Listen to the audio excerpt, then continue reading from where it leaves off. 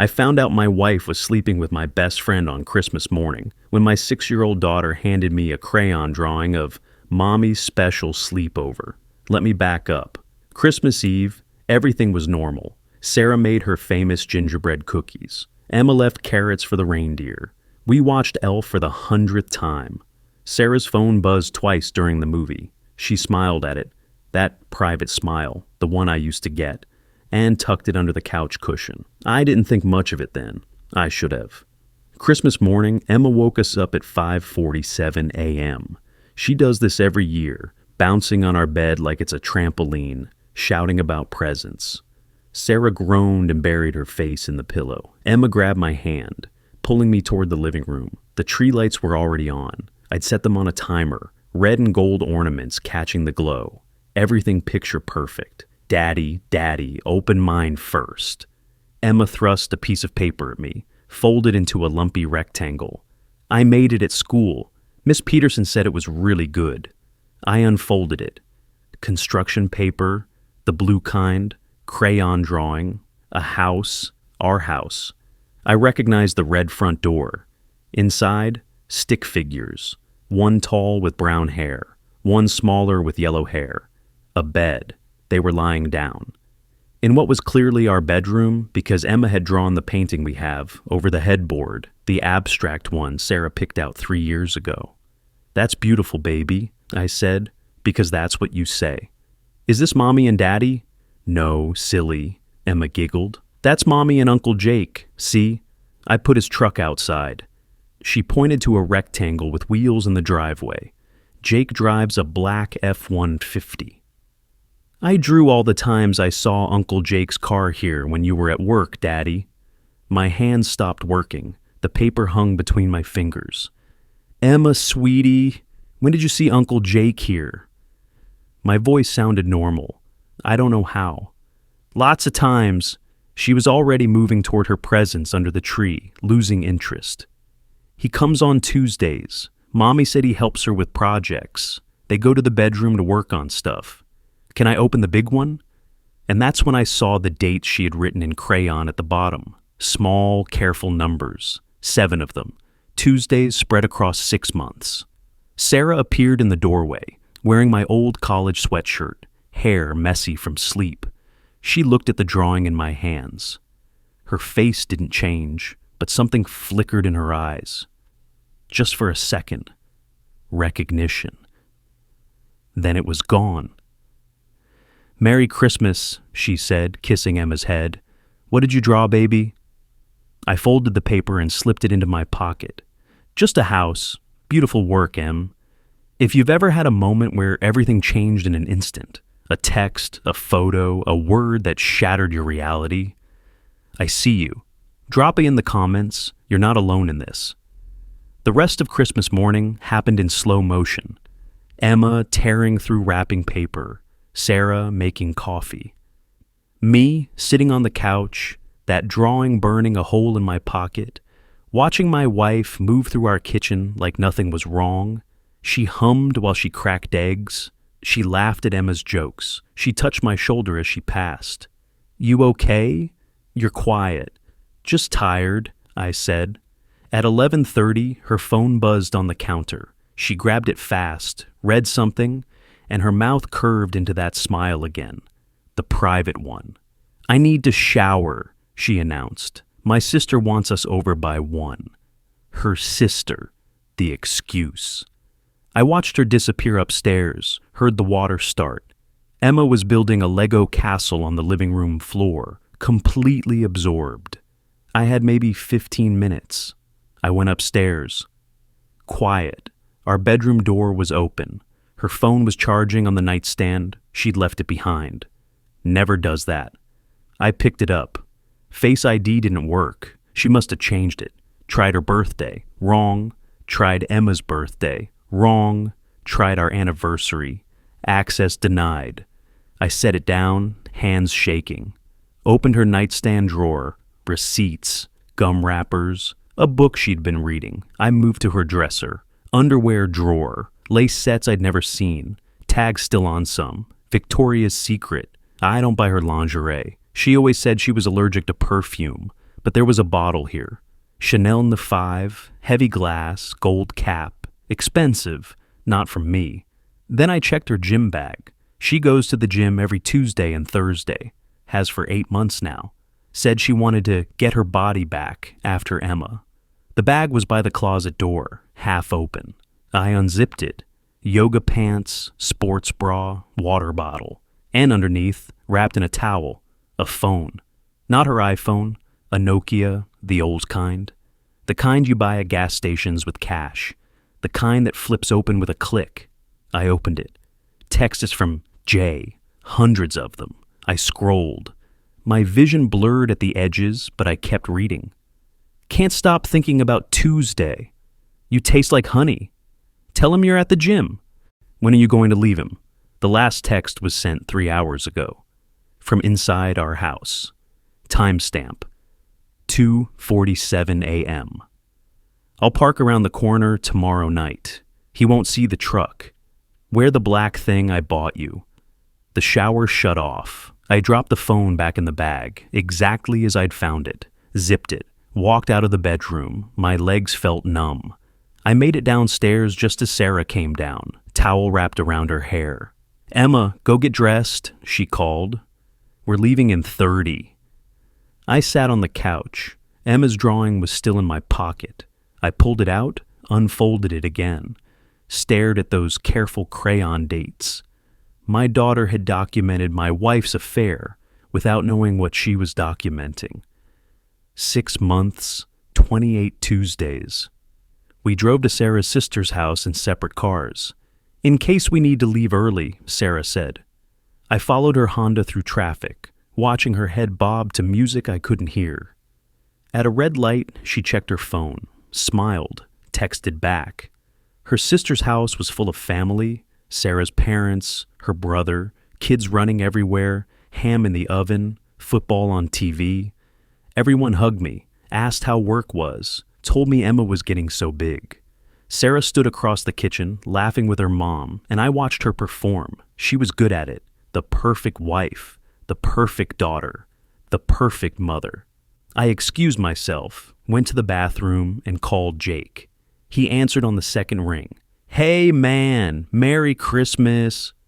Background noise. His wife Monica's voice asking if he wanted more pie, their house, his family. While he texted my wife about hotel rooms and black lingerie. Merry Christmas, I said. Quick question. You working on any projects with Sarah? Pause. Too long. Projects? Yeah. Emma mentioned you've been helping Sarah with some projects at our house. Oh, yeah, right. Just some shelving in the garage, guy stuff, you know? His voice was tight. Why? Just curious. Thanks, man. I hung up. We don't have shelving in the garage. We don't have projects. What we have is my best friend, the guy who was best man at my wedding, who held Emma in the hospital the day she was born, who we have dinner with every month, sleeping with my wife in our bed while I'm at work. I went back to the living room. Sarah caught my eye across the room. You okay? She mouthed. I nodded, smiled, gave her a thumbs up. Then Jake texted. I watched Sarah's phone light up on the coffee table. She grabbed it, read it, and her face went pale. Just for a second. She looked at me. I looked back. She laughed, forced, too bright, and tucked her phone away. I need some air, I told her sister. Stepped outside. December cold, snow on the ground. I stood there, breathing fog, while inside my daughter played with her cousins and my wife pretended everything was fine. My phone rang. Unknown number. I answered. Mr. Last name? This is Ray Morrison. I'm a private investigator. Your friend David gave me your number, said you might need my services. He mentioned you had a situation that required documentation. I didn't call David yet. He called me, said if you didn't reach out in the next day or two, I should call you. He's a good lawyer, good friend. So, do you need documentation? I watched through the window. Sarah was helping Emma put on her coat. Time to go home, back to our house, our bedroom, our life that was a lie. Yes, I said. I need documentation. I'll need details, timeline, names, photos if you have them. And I'll need to know, are you sure you want to do this? Once we start gathering evidence, once you see everything, there's no unknowing it. I thought about Emma's drawing. 7 Tuesdays. I already know. That's what they all say. Then I show them the footage. What footage? The footage I'm going to get. That's what you're hiring me for. Meet me tomorrow, 9 a.m. There's a coffee shop on Elm Street, Anderson's. Bring anything you found so far. And Mr. Last Name. Don't confront her yet. Not until we know everything. Why not? Because if she's been this careful, there's more you haven't found yet. He hung up. I stood there, phone in my hand, watching snowflakes land on my shoes and melt. Inside, Sarah was laughing. Emma was showing Grandma her new doll. The TV was playing A Christmas Story. Everything was Norman Rockwell perfect. And I was outside in the cold, hiring a private investigator to document my wife's betrayal, while my daughter's crayon drawing pressed against my chest, like evidence at a crime scene. We drove home separately again.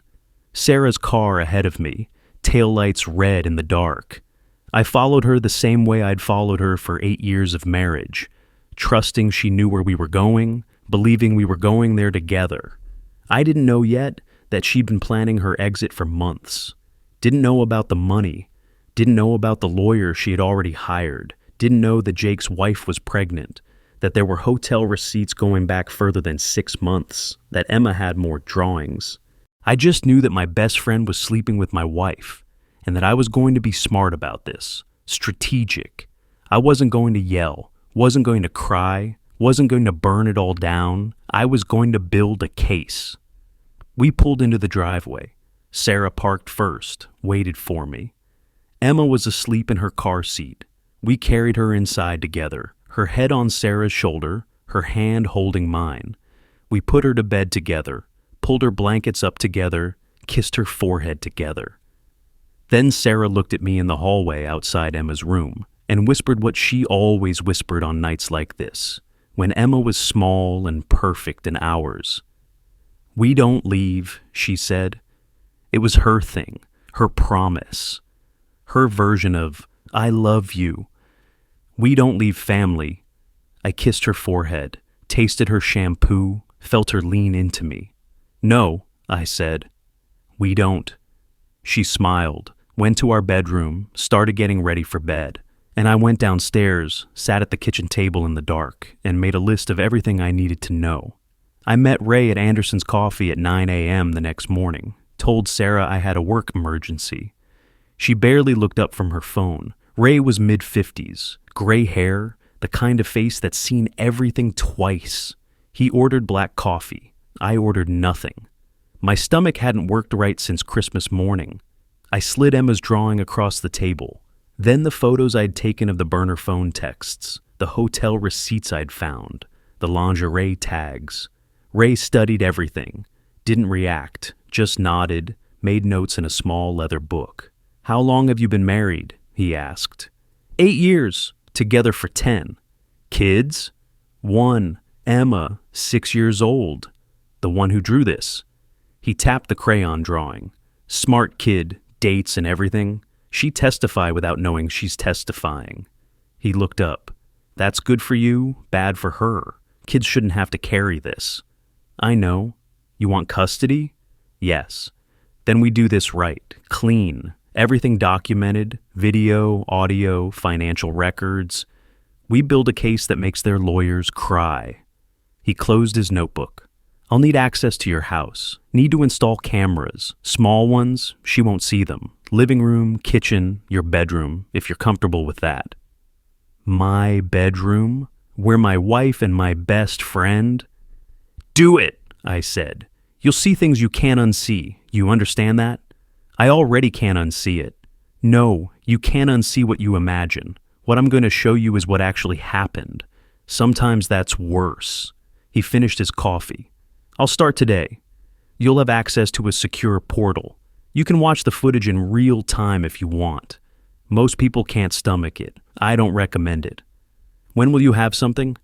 Give me a week, maybe less. If they're meeting on Tuesdays like your daughter documented, I'll catch them Tuesday, 4 days from now. He stood, dropped cash on the table. One more thing. Don't change your behavior. Don't get cold. Don't get angry. Don't stop having sex with her if that's part of your routine. You're a husband who suspects nothing. Can you do that? I thought about Sarah this morning, kissing me goodbye, her hand on my chest, the way she still smelled like my wife, the way she still looked at me like I mattered. I can do that, I said. Here's what I learned. Kids see everything. They just don't have the words for it yet. If this is resonating, drop I understand below. And stick around, because this gets worse before it gets better. Ray installed cameras that afternoon while Sarah was at the gym, 3 of them. One hidden in a bookshelf in the living room, one in the kitchen tucked into the microwave hood, one in our bedroom inside the smoke detector. Check the portal tonight, Ray said. You'll get motion alerts on your phone. I've set them to silent. She won't hear the notifications. That night, I logged in. The interface was simple. 3 camera feeds. Living room showed Emma playing with her dolls. Kitchen showed Sarah making dinner. Bedroom showed our empty bed, that abstract painting above the headboard, the one Emma had drawn in her picture.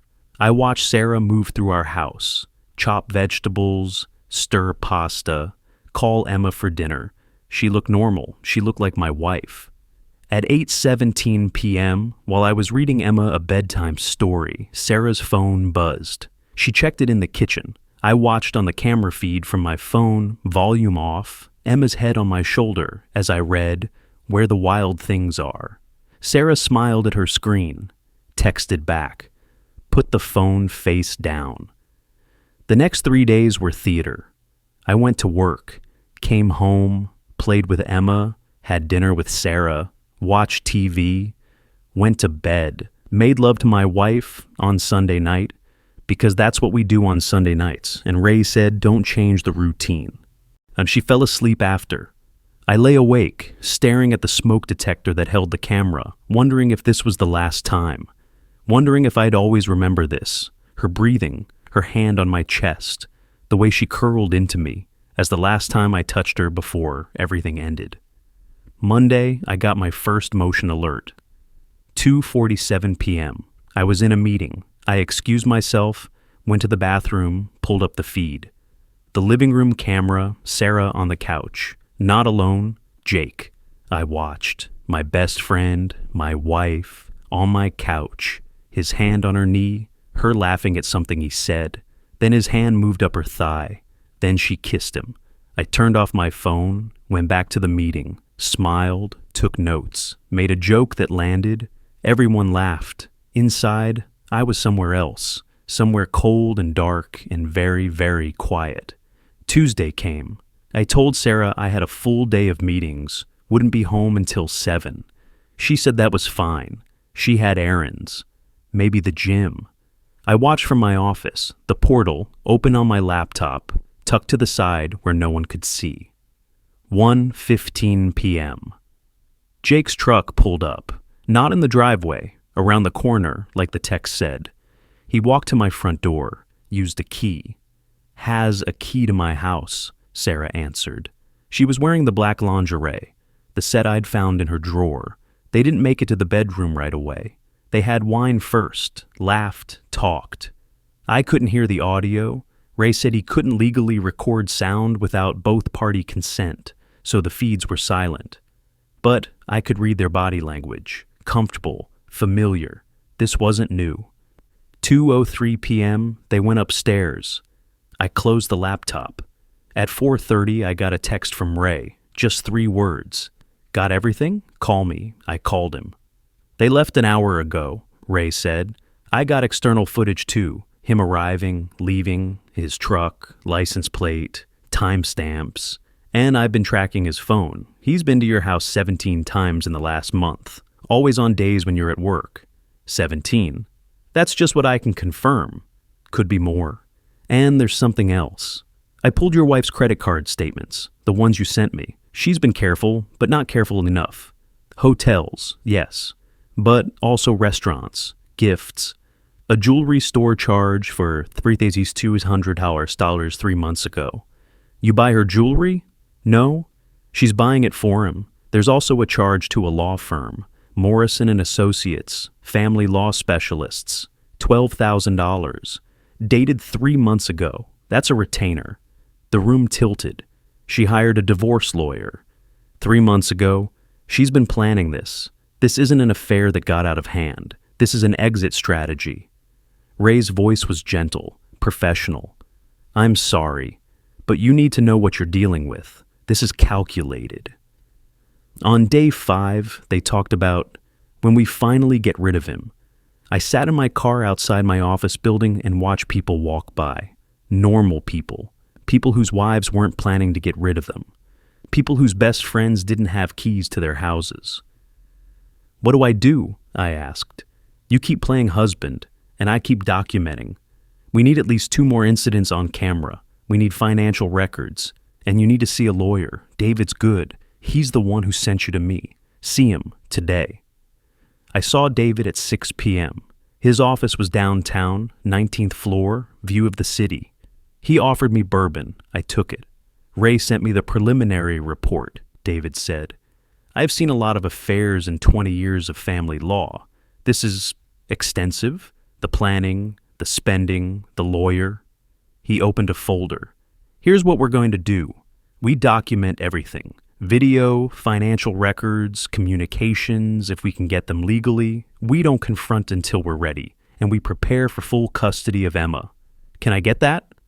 With this evidence, with proof of an affair, proof of financial betrayal, proof that she's been planning to leave, yes, especially with your daughter's drawings, evidence that Emma was exposed to the affair, even unknowingly. A judge will prioritize stability. You're stable. She's chaos. He leaned forward. But we do this right. No yelling, no violence, no giving her ammunition to paint you as unstable. You're the good guy here. Stay the good guy. Pro tip: if you ever suspect financial infidelity, get a forensic accountant before confronting. Comment evidence if you're learning something here. I'll pin resources below. David connected me with a forensic accountant. Maria Chen, 50-something, sharp eyes, sharper questions. I gave her our bank statements, credit cards, everything I could access. She said she'd need a week. She called me 6 days later. Your wife has been systematically draining your joint accounts, Maria said. Small amounts, $500 here, $800 there, nothing that would trigger alerts. Over the last 8 months, she's moved $47,000 into a separate account you don't have access to. That account is held jointly with Jake Morrison. Jake's last name, Morrison. Same last name as the law firm Sarah hired. They're related? I asked. His uncle runs the firm, Morrison and Associates. She's not just planning to leave you. She's planning to leave you with family lawyers on her side. I sat in my car outside Maria's office, called Ray. Did you know Jake's uncle runs Morrison and Associates? Just found out. I'm looking into it now. There's more. Jake's wife, Monica. You know her? We've had dinner with them, couple times a year. She's pregnant, 3 months. The world stopped. What? Monica Morrison, Jake's wife, 3 months pregnant. And Jake's been having an affair with your wife for at least 6 months. Maybe longer. I don't think Monica knows. I thought about Monica. Quiet, kind Monica. Elementary school teacher. Made amazing lasagna. Laughed at Jake's stupid jokes. She was pregnant, carrying his child. While he was sleeping with my wife. Does she need to know? I asked. That's your call. But if you're building a case, she's a victim too. And victims make good allies. I met Monica 3 days later. Coffee shop. Different one this time. She came alone, confused about why I'd asked to meet. She looked tired, that first trimester exhaustion. Her hand kept going to her stomach, protective. Is everything okay? She asked. Is Jake okay? Jake's fine, I said. Then, no, actually, Jake's not fine, and neither am I, and you need to see something. I showed her the photos, the time stamps, the footage. I'd had Ray make a compilation. Nothing explicit, just enough. Jake at my house. Sarah answering the door. Them leaving together. Hotel parking lots. Dates. Patterns. Monica's face didn't change. She just got very, very still. "How long?" she whispered. "At least 6 months, maybe longer. I'm pregnant." "I know. I'm sorry." She looked at the photos again. Her hands were shaking. "He told me he was working late. He told me," her voice cracked. "He told me he was excited about the baby. He said," she stopped, looked at me. "What are you going to do?" "Divorce her. Get custody of my daughter. Make sure Emma's okay. Make sure this doesn't destroy her." "And Jake?" "I don't know yet." Monica was quiet for a long time. Then, "He always said, we don't leave, no matter what. That's what he told me when we were dating, when things got hard. We don't leave." She laughed, but it wasn't a laugh. "Same thing your wife said, right? Sarah was always saying that at dinners. We don't leave family." Same phrase, same manipulation. They'd coordinated even their lies. "I'm pregnant," Monica said again. 3 months. Then she started crying. "I can't do this alone. I can't." "You're not alone," I said. "You have evidence now. And you have me. We're both victims here. We can help each other." She looked up, mascara running, hand on her stomach. "I hate him." "I know. I hope it was worth it. I hope she was worth losing his child." Monica became my ally. She hired her own PI, started documenting Jake's movements, found his burner phone, same Nokia model as Sarah's, found emails, found more hotel receipts, found a text from Sarah that said, "When are you going to tell her? I can't keep pretending we're just friends." Meanwhile, I had another problem. Emma. She'd started having nightmares, waking up crying, asking questions. Why does Uncle Jake come over so much? Why does Mommy lock her door sometimes? Do you still love Mommy? Sarah noticed too. Emma's been clingy lately, she said one night. Maybe we should take her to a therapist, make sure she's okay. Good idea, I said. I made the appointment. Dr. Chen, child psychologist, came highly recommended by David. I took Emma alone, told Sarah I'd handle it. She should rest. Dr. Chen's office was bright, colorful, toys everywhere. Emma loved it immediately. Dr. Chen asked Emma to draw while we talked. Draw your family, she said. Emma drew. I watched. She drew me. She drew Sarah. Then she drew another stick figure, taller. That's Uncle Jake, she said. He's family too. Dr. Chen asked gentle questions. When do you see Uncle Jake? Lots. He comes over when Daddy's at work. He makes Mommy laugh. They go upstairs. Emma didn't look up from her drawing. Sometimes I hear them. Mommy laughs differently with Uncle Jake, higher. She never laughs like that with Daddy anymore. My chest hurt.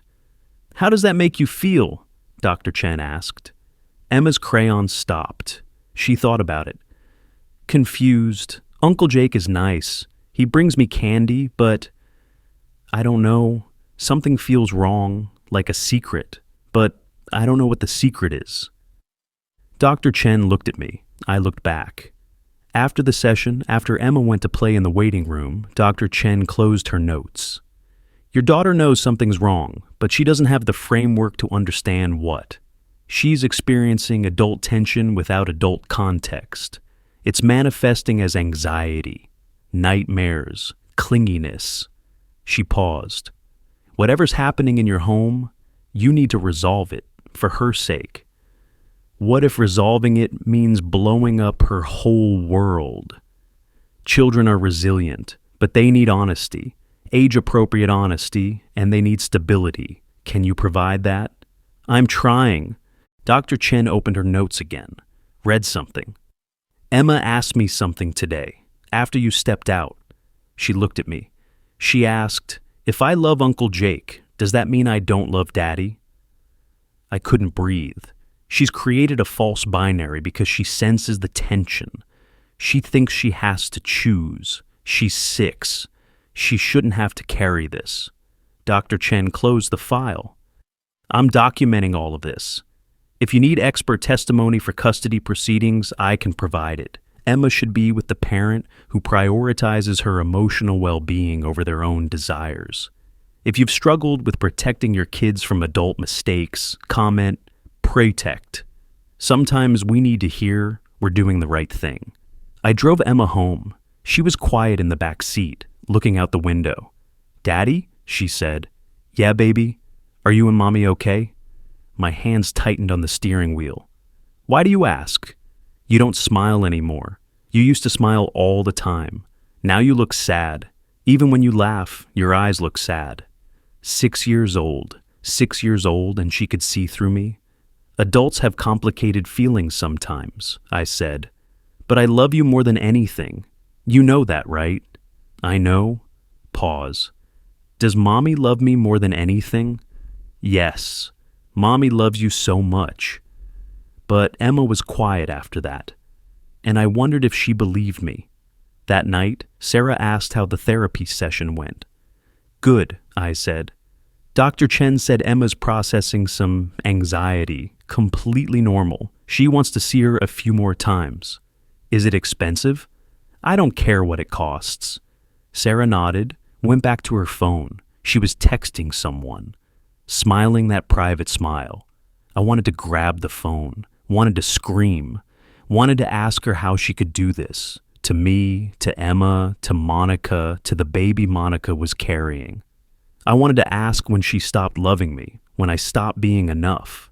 Instead, I kissed her forehead. I'm going to read Emma a bedtime story. Upstairs, Emma was already in bed, her new drawing on the nightstand. Our family, me, Sarah, and Uncle Jake. I read her Goodnight Moon, her favorite. By the end, she was asleep. I took the drawing downstairs, added it to the folder I was building. Emma's testimony, Dr. Chen's notes, Ray's footage, Maria's financial report, hotel receipts, text messages, Monica's evidence, a case against my wife, against my best friend. David had sent me a checklist, things we needed before we could confront. Video evidence, financial records, third-party witnesses, expert testimony, paternity test. Pending that last one. David had insisted. "You need to be sure," he'd said. "Even if you're 100% sure Emma's yours, you need documentation. A DNA test removes any doubt in court, proves you're her biological father." I'd resisted. Emma was mine. I didn't need a test to tell me that. But David was right. This wasn't about what I knew. It was about what I could prove. The results came back 2 days later. Overnight shipping, official letterhead, embossed seal, probability of paternity, 99.99%. Emma was mine, biologically, legally, completely. I put the results in the folder, evidence, proof. One more piece of the case. That night, I met with David one last time before the confrontation. "We have everything," he said. "Video, financial betrayal, expert testimony, paternity confirmation, character witnesses, Monica will testify, the PI's report. This is as clean as it gets. So we confront. Not we, you, with me present. We invite Sarah to a conversation, we present the evidence. We record her response, legally, with her knowledge, and we proceed from there. Divorce, custody, division of assets." He looked at me. "Once we do this, there's no going back. Are you ready?" I thought about Christmas morning. Emma's drawing, the burner phone, the hotel receipts, Jake's key to my house, Monica crying in the coffee shop, Dr. Chen's notes, Emma asking if I still love Mommy. "I've been ready for weeks," I said. David nodded. "Then, let's schedule it. Saturday morning, Emma can be at your parents' house, just you, Sarah, and me. Kitchen table, everything on the table. Will she bring her lawyer?" "Not yet. She doesn't know we know. The confrontation will be the first time she realizes you've been building a case. The shock is part of it, makes people honest, or makes them lie harder. Some do, but we have evidence. She can lie all she wants. The evidence speaks louder. I left David's office, drove home. Sarah was making dinner. Emma was doing homework at the kitchen table. Everything looked normal. Sarah kissed me hello. How was your day? Good, productive. You? Oh, you know, errands, boring stuff. She smiled, that smile. Emma and I were thinking maybe we should plan a vacation, spring break, just the three of us, somewhere warm. A vacation, together, while she had $47,000 in a secret account, while she had a divorce lawyer on retainer, while she was sleeping with my best friend. Sounds great, I said. Let's talk about it this weekend. Perfect. Saturday, the confrontation, the end of the lie. No yelling, no violence, just truth. David's words echoed, "Once you show them this, there's no going back." I looked at Sarah, at Emma, at my life. I was already gone. Saturday morning, Emma was at my parents' house. Sarah thought we were having a marriage check-in. Just us. Quality time. She didn't know David was coming. He arrived at 9 a.m., knocked on the door. Sarah answered, confused. "David, what are you doing here?" "Sarah, I'm representing your husband. We need to talk." He was professional, calm. "Can we sit?" Her face changed. Representing him? For what? "Kitchen table, please." We sat, the three of us. Saturday morning sun coming through the windows. Coffee cups on the table. Everything domestic and normal, except for the blue binder David placed in the center. 2 inches thick, tabs sticking out. Evidence. "What is this?" Sarah's voice was tight. "This is a conversation about your marriage," David said, "and about choices. Your husband has some questions. I'm here to make sure everything stays civil and on the record. You have the right to call your attorney if you'd like." "My attorney?" "Morrison and Associates. You have them on retainer, $12,000, paid 3 months ago." David opened the binder. "But let's start at the beginning." I watched Sarah, watched her eyes go to the binder, watched her calculate. "I don't know what this is," she said. "Then let me explain." I slid Emma's drawing across the table. The first one. Christmas morning. "Emma drew this for me. That's you and Jake, in our bedroom. She documented 7 dates, Tuesdays, over 6 months." Sarah looked at the drawing. Her face went white. "Emma drew that?" "She drew several." I pulled out the stack. More drawings. All of them. She thought she was drawing something innocent. She didn't know she was documenting your affair. That's not... She's a child. She doesn't understand what she's... She understands Uncle Jake comes over when Daddy's at work. She understands you locked the bedroom door. She understands you laugh differently with him. My voice was steady. Flat. She asked her therapist if loving Uncle Jake meant she didn't love me. She's 6 years old and you made her choose. Sarah's hands were shaking. "You took her to a therapist?" "Dr. Chen, child psychologist. She's prepared to testify." David pulled out the report. "Emma's experiencing anxiety, nightmares, confusion about adult relationships. Dr. Chen documented everything." "This is insane. You're twisting." "Then let's talk about the phone." I nodded to David. He pulled out photos, the Nokia, screen caps of texts, the burner phone in your gym bag, texts from Jay, hundreds of them. "You taste like honey. When are you going to leave him?" The last one sent from inside our house on Christmas Eve. Sarah's breath caught. "You went through my things. I went through our things, in our house, and I found evidence of an affair. I was calm. So calm. Jake has a key. He's been here 17 times in the last month. Always when I'm at work. We have video." "Video?" David pulled out still frames. Dated. Time-stamped. Jake at our door. Sarah answering in lingerie. Jake's truck parked around the corner. Them leaving together. Surveillance footage. Legal. From inside your home. David's voice was measured. "Would you like to see more?" Sarah looked at the photos. At Jake. At herself. You've been spying on me? I've been documenting your affair. There's a difference. I leaned forward. But here's the part that really hurts, Sarah. You weren't just having an affair. You were planning an exit. I slid the financial report across the table. Maria's work. Highlighted. Color-coded. Sarah went pale. $47,000 moved from our joint accounts into an account you share with Jake. Small amounts over 8 months. You thought I wouldn't notice. I pointed to a specific line. $12,000 to Morrison and Associates, Jake's uncle's firm. You hired a divorce lawyer 3 months ago. Her mouth opened. Nothing came out. You weren't having an affair that got out of hand, I said. You were executing an exit strategy. You were funding it with our money. You were planning to leave me with Jake. You just hadn't told me yet. David pulled out more papers. Hotel receipts, restaurant charges, jewelry store purchases. You spent our savings on your affair, on him, while your husband worked overtime to pay for Emma's school, her therapy, her future. I was going to tell you, Sarah whispered. When? After you served me papers? After you moved out? After you took Emma? I would never take Emma from you. Wouldn't you? I pulled out the final document, the paternity test. I had to be sure, had to confirm Emma was mine, because I don't trust anything you say anymore. I slid it across. Official letterhead, embossed seal.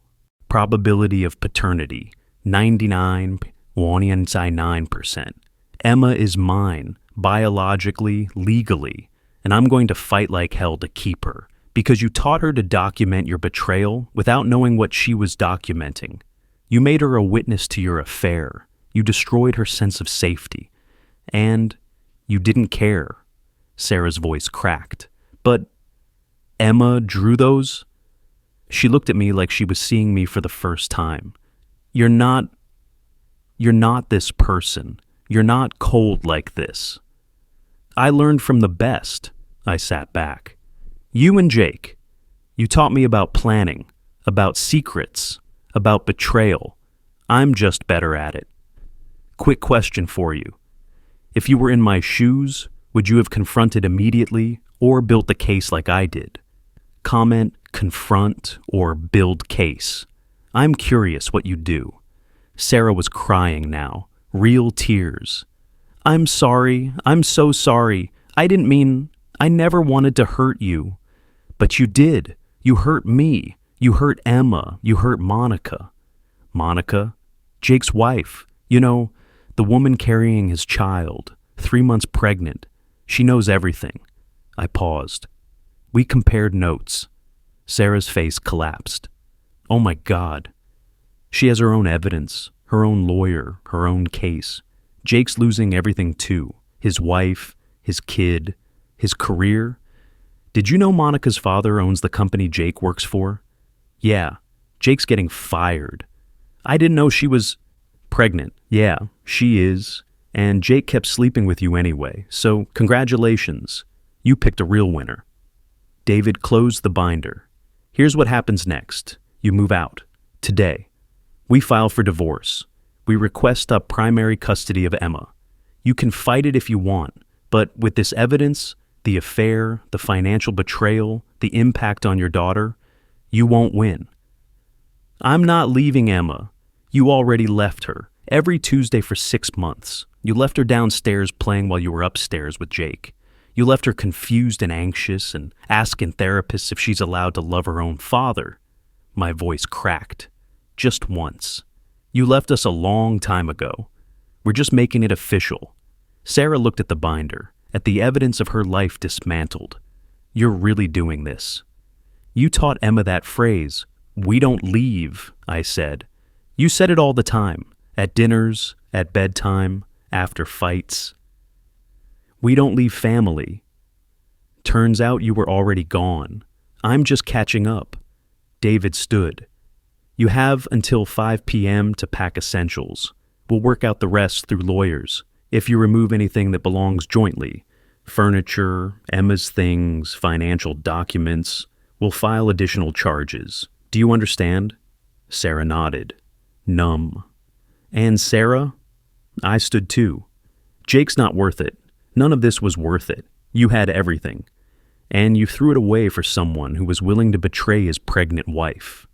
Think about that. She left the kitchen. I heard her upstairs, drawers opening, closet doors.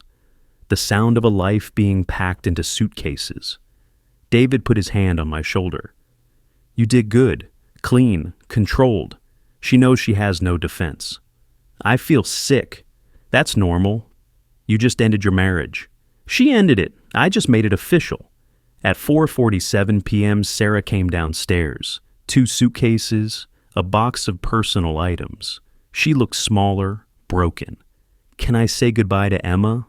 Not today, when things are calmer, when we have a custody arrangement, when you're ready to explain to her why mommy doesn't live here anymore. She'll hate me, maybe, or maybe she'll understand that sometimes people make mistakes so big they can't come back from them. I opened the door. Either way, she deserves better than secrets. Sarah walked to her car, loaded her things, looked back at the house one more time, then she drove away. I closed the door, stood in the hallway of my house, our house, and it was finally quiet. My phone rang. Monica. Did you do it? She asked. Just finished. She's gone. Jake doesn't know yet. He's at work. I'm going to be here when he gets home, with my lawyer, with evidence. Her voice was stronger than I had heard it. Thank you for showing me. I would never have looked if you hadn't. We're victims of the same crime. We help each other. My dad fired Jake an hour ago. He doesn't know that either. She paused. Is it wrong that I hope he loses everything? No. It's human. 2 hours later, Jake called me. I let it go to voicemail. What the fuck did you do? Monica's kicking me out. Her lawyer served me papers. She's taken the baby, the house, everything.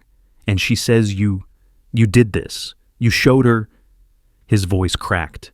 You were my best friend. We were brothers, and you destroyed my life. I deleted the message. He showed up at my house at 9 p.m., pounding on the door. I watched through the window, didn't open it. Open the door, Jake shouted. Open the goddamn door. We need to talk. I called the police. Stayed inside. Watched him rage on my porch. He saw me through the window. You did this. You ruined everything. Sarah loves me.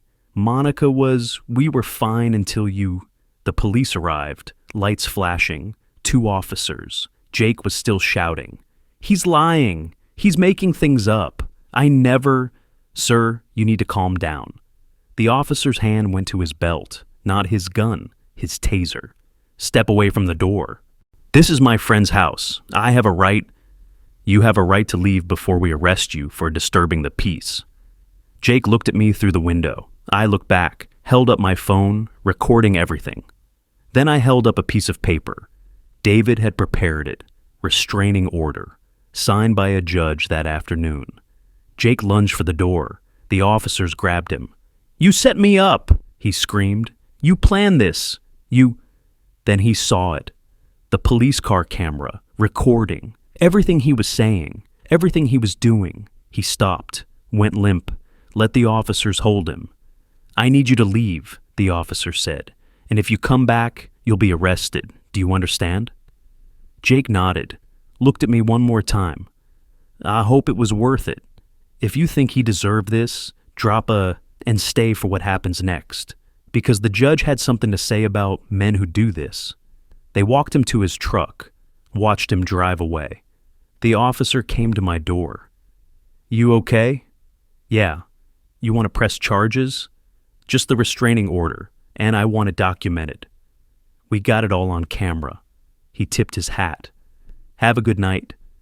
I went inside, locked the door, checked every window, made sure the house was secure. Then I sat on the couch and stared at the wall until sunrise. The custody hearing was 6 weeks later. Monica came with me. Her lawyer sat behind us. Moral support, she said. She was 5 months pregnant now, showing, glowing despite everything. Sarah's lawyer tried. He really did. tried to paint me as controlling, paranoid, a husband who spied on his wife instead of trusting her. Then David presented the evidence. Emma's drawings, Dr. Chen's testimony, the video footage, the financial records, Monica's testimony about the double betrayal, the impact on Emma's mental health, the Judge Patricia Warren, 50-something, 20 years on the bench, reviewed everything. Her face didn't change, professional, neutral, until Emma's video testimony. We'd done it in chambers, just Emma and the judge and Dr. Chen. I wasn't allowed in, didn't want to influence her. This had to be her truth. The judge played it in court, Emma on screen, sitting in a big leather chair, legs swinging, holding her stuffed rabbit, Judge Warren off camera. Emma, do you know why you're talking to me today? Emma, because Mommy and Daddy are getting divorced. Judge Warren, that's right, and I need to understand what's best for you. Can you help me with that? Emma, okay. Judge Warren, who do you feel safest with? Emma was quiet, thinking. Emma, Daddy, because he doesn't lie. Judge Warren, does Mommy lie? Emma, she said Uncle Jake was helping with projects, but I don't think that's true. I think they were doing something else. I don't know what. But it made everyone sad. She hugged her rabbit. Daddy cries sometimes, at night. He thinks I don't hear, but I do. The courtroom was silent. Judge Warren, do you love your mommy? Emma, yes. But she stopped reading me bedtime stories. She was always on her phone, smiling at it. But Daddy still reads to me every night, even when he's sad. I can tell he's sad, but he tries to be happy for me. That's what parents do, right? Try to be happy even when they're sad. The judge's expression cracked, just for a second. Emma, I want to live with Daddy, because he didn't lie, and he still reads Goodnight Moon, even though we've read it 1,000,000 times, and he makes me feel safe. The video ended. I was crying, couldn't help it. Monica squeezed my hand. Judge Warren removed her glasses, set them on the bench. In 20 years on this bench, she said, I've heard countless custody cases, affairs, betrayals, parents using children as weapons. But I've rarely seen betrayal documented this thoroughly. She looked at Sarah. Miss Endlaste's name, you engaged in an affair that directly impacted your daughter's emotional well-being. You spent marital funds on that affair. You planned to leave your husband without his knowledge. And, most critically, your daughter witnessed aspects of this affair and internalized it as her fault. She asked a therapist if loving your affair partner meant she couldn't love her father. A 6-year-old child should never have to ask that question. Sarah was crying. Her lawyer put his hand on her arm. Primary physical custody is awarded to the father. You will have supervised visitation until such time as Dr. Chen determines you've completed therapy and can provide appropriate emotional boundaries. You will pay child support. You will split Emma's education costs. Judge Warren put her glasses back on. And you will think very carefully about what you've done, because the person who paid the highest price for your choices is your daughter, not your husband, your daughter. She banged the gavel. Court is adjourned. Outside, Monica hugged me. You won. Emma won. She gets stability. She gets safety. That's all that matters. Jake's trial is next month. His lawyer's trying to negotiate. But with the evidence, the affair while I was pregnant, the financial stuff, the restraining order violation, he's going to lose everything. Good. Monica's baby grabbed my finger. Emma said, That's my sister now. She smiled, sad but real. You're going to be okay. We both are. I watched her leave, hand on her belly, walking toward her car, toward her future. Then I went to pick up Emma from school. She ran to me like always, backpack bouncing, smile huge. Daddy, guess what? I got a gold star in spelling. I picked her up, spun her around. That's my girl. Did you talk to the judge today? I did. What did she say? She said you're very smart and brave, and that you're going to stay with me. Emma hugged me tight. Good. I like staying with you. Me too, baby. Me too. 6 months later, an envelope arrived. My address, Sarah's handwriting, I almost threw it away. David said I didn't have to read it, that I didn't owe her anything. But Emma was at school. The house was quiet, and I was curious. 3 pages, handwritten, blue pen on lined paper, the kind Emma uses for homework. Sarah's usually perfect handwriting was shaky. Ink smudged in 2 places. Tears, probably. Dear name, I don't expect forgiveness. I don't expect you to read this, but I need to write it anyway. I destroyed the only good thing I ever had. I destroyed our family. I destroyed Emma's sense of safety. I destroyed you, and I did it because I was selfish and cowardly and convinced myself I deserved happiness, even if it meant taking it from everyone around me. Jake was a mistake. The affair was a mistake. The lying was a mistake. But the worst mistake was making Emma carry the weight of my choices. She drew those pictures because she was trying to understand why her home felt wrong, and I was too busy with Jake to notice. I've been in therapy since the hearing. Dr. Anderson says I was running from something, from responsibility, from reality, from the fact that marriage is hard and I wasn't willing to do the work. You did the work. You always did the work. And I took you for granted. I know you won't believe me, but I did love you. I still do, in the broken way someone loves a thing they destroyed with their own hands. You were always enough. You were always good. I just couldn't see it until I lost everything. Tell Emma I'm sorry. Tell her I'm trying to be better. Tell her she did nothing wrong. Tell her... The phrase, "we don't leave," was written, then scribbled out violently, replaced with, "I already left. I left long before you knew I was gone. I'm not asking you to forgive me. I'm asking you to let Emma forgive me someday, when she's ready. If she's ready, you're going to be a better parent alone than I ever was with you. And Emma's lucky to have you. I'm sorry doesn't cover it, but I'm sorry anyway." Sarah, I read it twice. Then I walked to the fireplace, lit a fire, watched the paper curl and burn. Emma came home from school an hour later, saw the ashes. "What were you burning?" "Just some old papers, nothing important."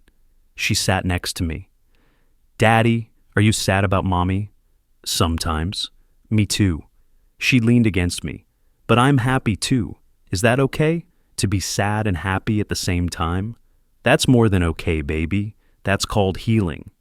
Dr. Chen says Mommy made mistakes, big ones, and that I can still love her even if I'm mad at her. Is that true?" "Yeah, that's true." "Do you still love her?" I thought about that, about Sarah, about the woman I married, the woman who betrayed me, the woman who wrote that letter. I love who she was, before, and I hope she becomes someone better, for herself. Does this mean we can be happy now? I pulled her close. "Yeah, baby, we can be happy now." Forgiveness doesn't mean forgetting. It means refusing to let their betrayal define your future. If you've struggled with this, comment release. Sometimes we need to hear we're allowed to let go. A year after Christmas morning, Emma's 7th birthday, my parents came.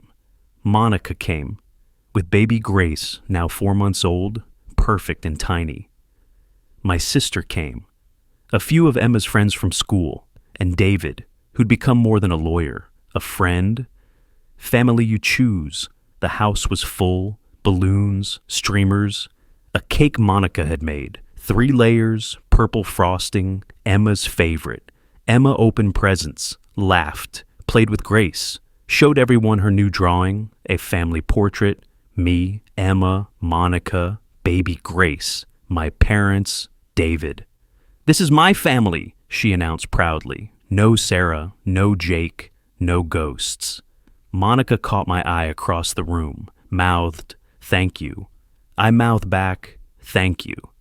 Because we'd saved each other, 2 victims of the same crime who chose to build something better from the wreckage. Emma brought me another drawing later, private, just for me.